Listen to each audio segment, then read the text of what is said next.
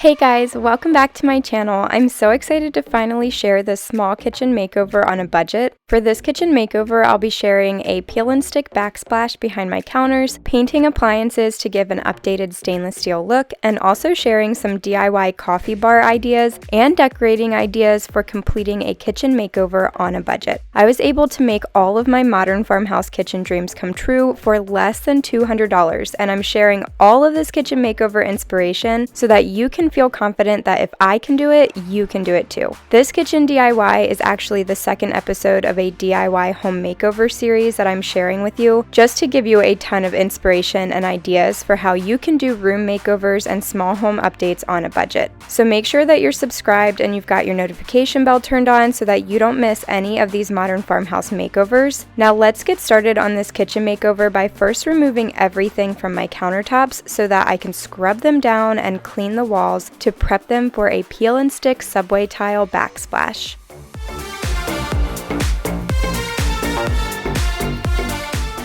Prepping your space and prepping your surfaces is so very important. I talked about this when I did my recent DIY laundry room makeover and I was putting up the peel and stick wallpaper in there. That turned out beautifully, by the way, so if you have not seen that one already, definitely make sure that you go back and watch it. But in there I was talking about prepping your walls and prepping your surfaces, and this is no different. I'm going to be using another peel and stick product for this backsplash, so I want to make sure that everything is completely clean before I try to put any of that on. So I'm going to be using my eCloth kitchen cleaning cloth. I love eCloth products when I'm trying to get a deep clean. So I'm going to scrub down my countertops as well as the wall behind it where I am going to be putting the backsplash.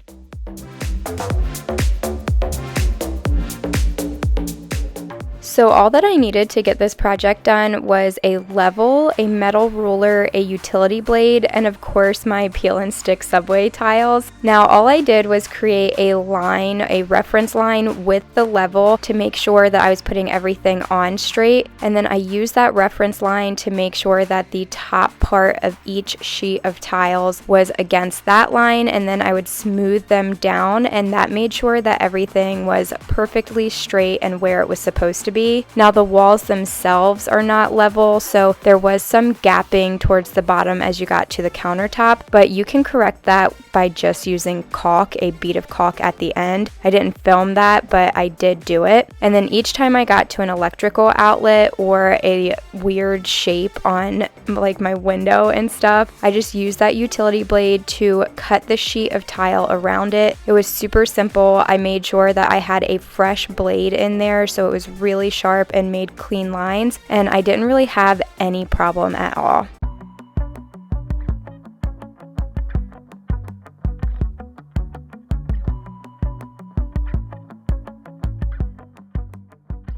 When I first was planning this, I was dreading trying to put up a peel and stick anything around this window just because it's not a straight ledge there. It's kind of more, I guess, decorative. I don't know what the official term is for it, but they just did it a little fancier than just putting like a straight board. So I was really nervous about getting those corners exact. But like I said, I was pleasantly surprised that it was super easy just having that fresh, clean, brand new blade in there, and the peel and stick tiles were actually really forgiving. I was so happy with the ones that I chose to use because I do know there are a ton of different types out there, different brands that you can order from, but these ones were really simple. Like, they allowed me to kind of mold it around the space that I needed with no problem. I could cut them with no problem, and I could also like put them on and take them off if I needed to without compromising the adhesive on the back and without ruining the wall behind it. They didn't peel up any of the paint or create any issues at all. So I was just super happy with them. I did order them off of Amazon, and they came in a box of 10 sheets each, and I used 2 boxes for my entire kitchen. I do have a small kitchen though, so I was able to get away with ordering less, but I would highly recommend them. So I'm going to make sure before, I leave the exact ones that I used in my description box for you guys. I'll leave the link there in case you are wanting to try this project out for yourself, because I definitely think that these are probably the best peel and stick tiles that I have encountered in all of my research.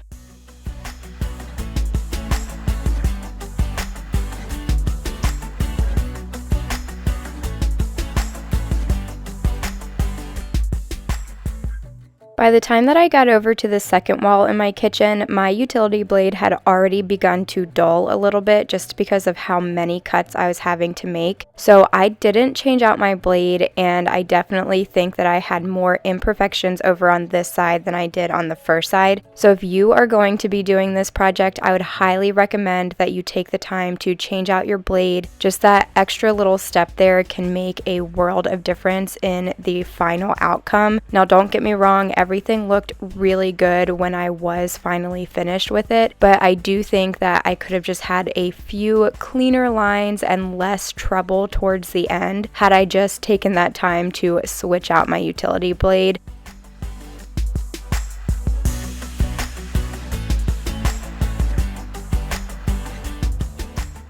I was coming up here on the end of where I wanted all of this backsplash to go, and I just wanted to let you guys know that doing my entire kitchen took me less than 2 hours. It was a lot easier than I thought it was going to be, and the entire project went by a lot faster as well. Okay guys, it is all done now, and I think it looks amazing. I don't know why I've waited this long. Actually, I do know why. I thought it was going to be really difficult and that I was going to need a lot more tools to get it done, but this was super easy, and I got it done with just a utility blade, a level, and a ruler, and I think it looks really good.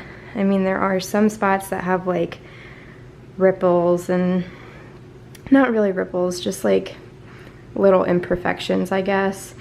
And of course, it's not like 100% straight because the walls themselves aren't 100% straight and level, but I think it looks amazing. It looks like a brand new kitchen, and I'm really, really happy with it. I would highly suggest, if you are wanting to do this, this is such an affordable option for a subway tile backsplash, and whatever brand this is, it was amazing. So I'll leave that linked in my Amazon shop for you guys if you are wanting to do this for yourself. Like I said, I would highly, highly recommend. But now that I've got that all done, I am going to work on this bad boy. Instead of buying a new, like, I think this is called range, instead of buying a new one, I'm going to paint it to make it look stainless steel. So wish me luck.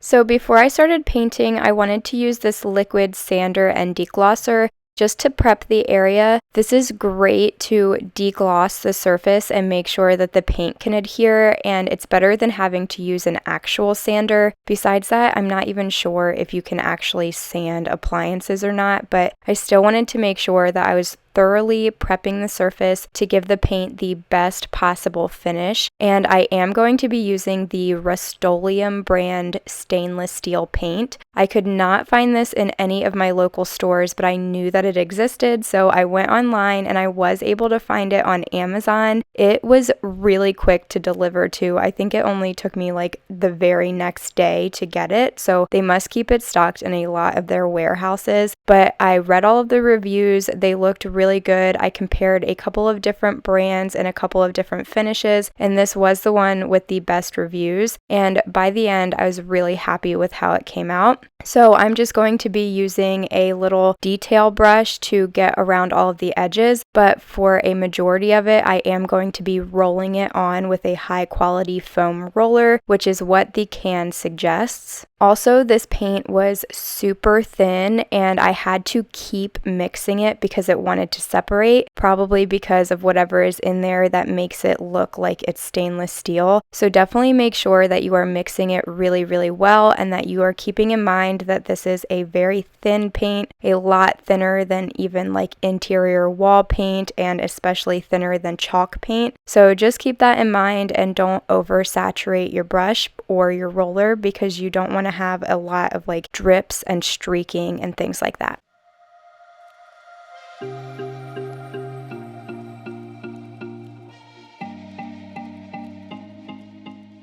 Doing the inside was a little bit more difficult, but eventually I got it done and kind of got into a rhythm, and I was really, really pleased with the outcome. I will show you guys what it looked like when it was all finished. It looked really, really good. I was also pleasantly surprised with how quickly I could get this done because it was only taking 1 hour in between coats, and I only needed to use a couple of coats. I got this done in just a few hours.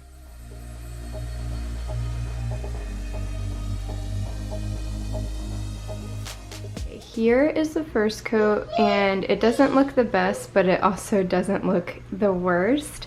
But I'm just gonna work in layers and do like really thin layers until it looks how I want it to. So I guess I will come back and show you guys when it's all finished.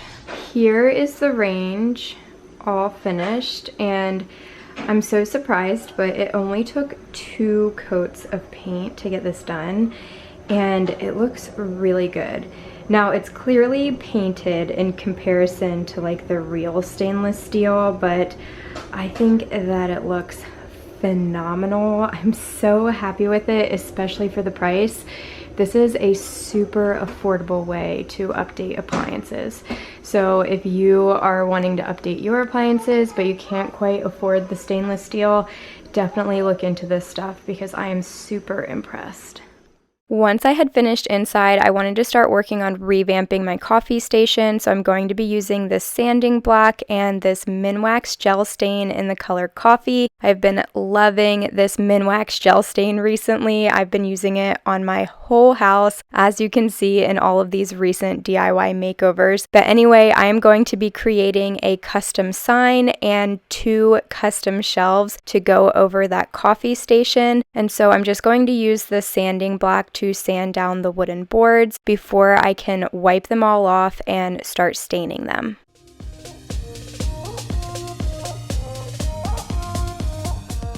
Now, I do own an electric hand sander that you have seen me use in other DIY projects, but I chose to use the sanding block this time just because I wanted to show you guys that you don't have to have any kind of fancy equipment or spend a lot of money on new tools and the fancy items in order to get these kinds of projects done. This is a simple DIY that can be very affordable, it's pretty quick to get done, and you don't need anything fancy or some kind of enormous budget. I'm using the same stain that I have used in a lot of projects, really getting my money's worth out of something that I already had in my home. I've used the sanding block for a lot of projects recently, and I just keep reusing it, and I probably will until it falls apart. And I'm not doing anything fancy here because you just don't need to. I want to show you guys that these kinds of makeovers and DIYs and these projects that look like they take a lot of time and a lot of money don't really have to be that way. If I can get it done, you can get it done no matter what budget you're on.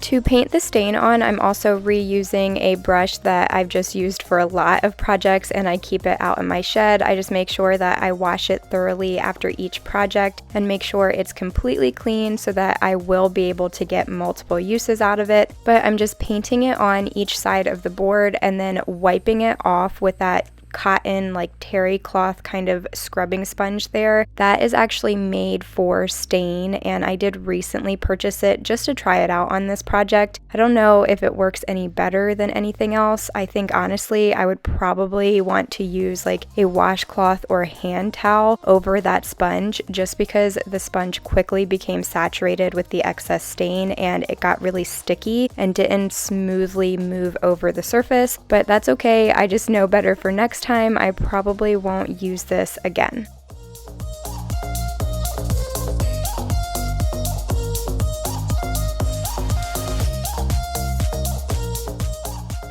The bracket size that I needed for these shelves only came in white, and I wanted them to have a black finish. So again, to go along with affordability, I'm just using the store brand from Home Depot of this glossy black spray paint, and I'm going to be spray painting all of these brackets. Now this can of paint was only 98 cents and it did a really, really good job. I was actually impressed. The one can more than covered all 4 of these brackets, which was really nice. When I was all done with that, I came inside to use my Cricut Maker. This was something that I recently got and I have been obsessed with. I love this machine and I've been using it for a ton of DIYs all over my house. But anyway, I am going to be printing out some vinyl here that I'm going to use to make this custom sign. I have these 2 mug racks on the one wall in my kitchen. We put all of our Starbucks mugs there. We do collect the Been There series of mugs, which is just when you go to a destination, Starbucks has specific mugs for certain cities and all of the states and some worldwide attractions. And we just felt like that little area was missing something and we thought it was missing a sign. So I decided to make one here with this leftover board that I had stained earlier from a previous project. And then I just printed out the Been There letters in a font similar to what Starbucks uses on all of their branding, and I'm just going to be putting all of these letters on as well as the little coffee mug that I printed out, and I think it's going to be the perfect finishing touch for that area.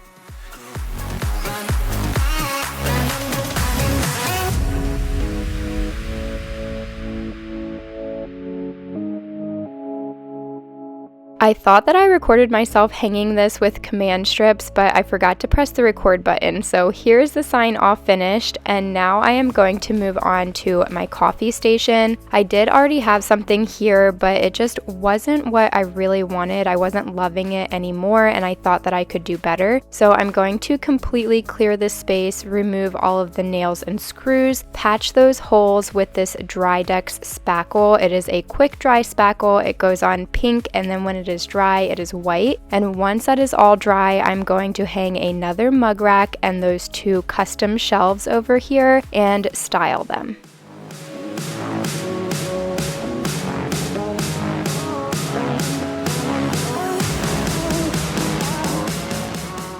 We did already have this mug rack here. When we ordered one of the other ones, this one came first and it didn't have any hardware. So when I reached out to the company and said, hey, this didn't come with the hardware it was supposed to come with, can you send the hardware out to me? They actually didn't do that. Like, they couldn't ship it separate. So they ended up shipping us a whole nother mug rack and hardware. And we just ended up keeping this one in case we would need to use it in the future, because we do collect those mugs. We knew we would outgrow the 2 that we already had. So it ended up coming in perfect for this project. And then once I had that up, I am working on measuring out and putting up the 2 shelves beside it. Now, I did pre-measure everything before I started the project, and I made sure that the rack and the shelves were going to line up perfectly with the coffee station table that I already had here. So my shelves ended up being 18 inches long. But if you are wanting to recreate this in your own house, I would definitely suggest that you do your own measuring and decide how much space on the wall you want it to take up, and have your boards cut to those specific measurements.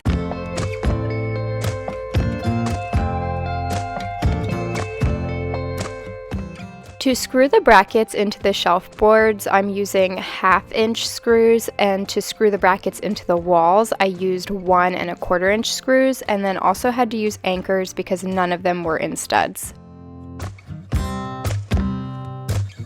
I am using the toothpaste trick to hang this shelf over here next to my cabinets. It was previously above the coffee station, and I really like the shelf, and I liked having my Rae Dunn birdhouses on display on that shelf, so I didn't want to completely get rid of it, and I decided it would be perfect to fill the space here. So I just put the toothpaste on the back where like the little holes are for the screws, and then made sure that was level on the wall, and when I pushed it against it, the toothpaste left a mark for where I was supposed to drill the screws in. Now, this was, I think, my first time using this trick, or at least my first time in a long time, and I definitely have to say that I probably prefer to go ahead and measure. This did a pretty good job, but when I finally got it hung up on the wall, it was just slightly off level, and that was really irking me because I am a little bit of a perfectionist. But overall, you really can't tell, and once I had the birdhouses up there, it looked just absolutely beautiful and fit this space really nicely.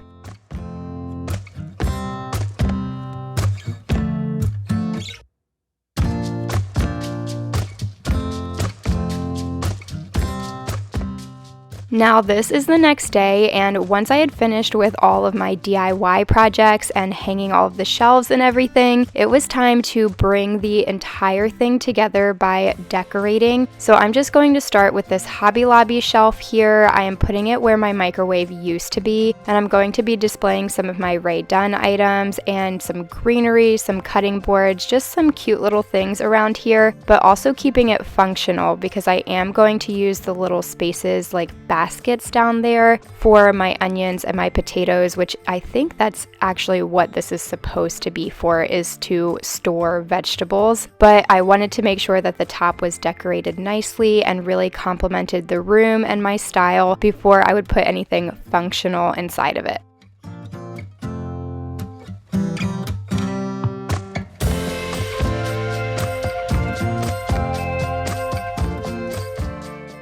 I'm going to try to link this shelf down in the description box for you guys. I have been seeing them all over YouTube and Instagram photos, and I just thought that it was so perfect. I desperately wanted one, and I'm so glad to finally have one and have it decorated to really complement the space in my kitchen. But once I have it all finished, I'm going to move on, and just the produce basket that I used to have, I'm going to put over next to my stove and keep the same greenery in my windowsill, and then bring this wooden pedestal here over next to my sink. I placed an order with Grove Collaborative recently, and I got these glass bottles for hand soap and dish soap, and also an all-purpose cleaner, as well as the bubble up dish for their walnut scrubbers. And I was really excited to fill all of these and place them on the pedestal just to have some functional but also intentional decor over here. I really love the way that it turned out, and I would highly recommend all of these products to you guys. I will leave a link to the Grove Collaborative website down in my description box, and you can get a free gift set with your first order when you sign up through that link.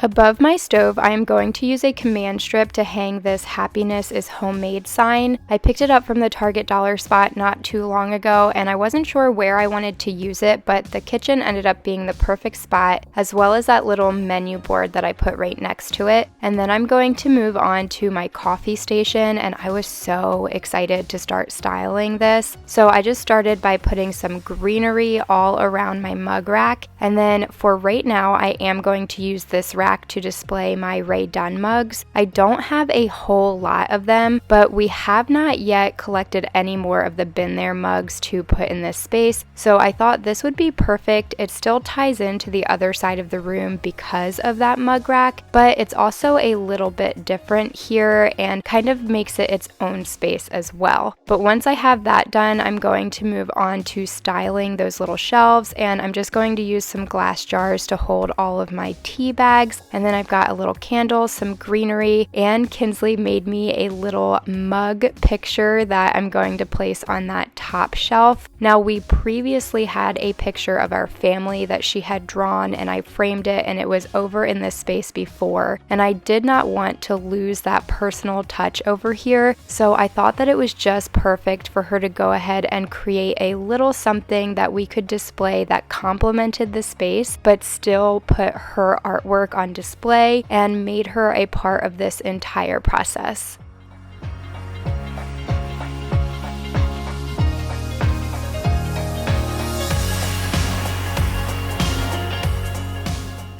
If you have kids, this is the perfect way to include them in any makeovers and DIY projects that you might be doing. Kinsley always feels so special when I ask her to create something custom and involve her in the decorating process of our home, because it is all of our home and not just mine, and she really likes having a lot to do with it and a little bit of a say in the decor around here. But I'm quickly just going to put some things down on the coffee station shelves themselves, and then the finishing touch in the room is going to be this rug that I got from the Hearth and Hand collection at Target. It's supposed to be an outdoor rug, but it was perfect for this space, and that is everything. So now I can show you all of the before shots to remind you of what things look like before I started on this makeover, and then I will show you the after shots, and it is just a complete transformation.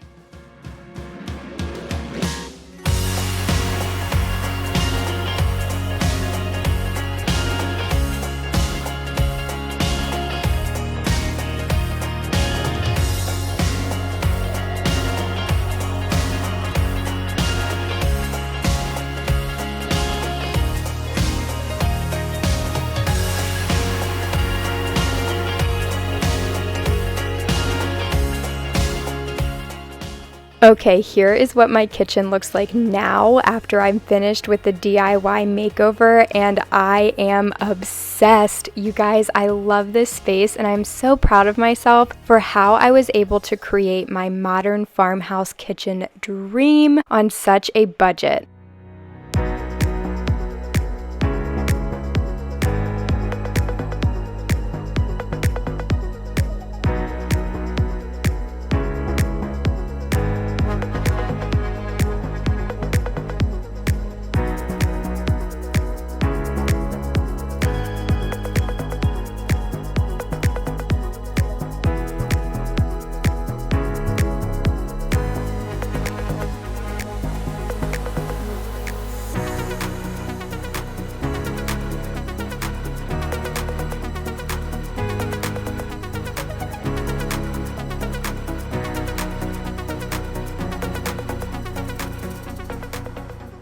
This is going to wrap up today's DIY small kitchen makeover on a budget. I hope that you guys found a ton of inspiration and ideas here today, and that you feel confident that you can go ahead and tackle whatever room or space that you are wanting to make over. And you can always create your vision within a budget. It doesn't matter how big or small that budget is. If I can do it, you can do it. I'm here to tell you. So hopefully you guys enjoyed. If you did, go ahead and give this video a thumbs up and subscribe to my channel if you aren't already.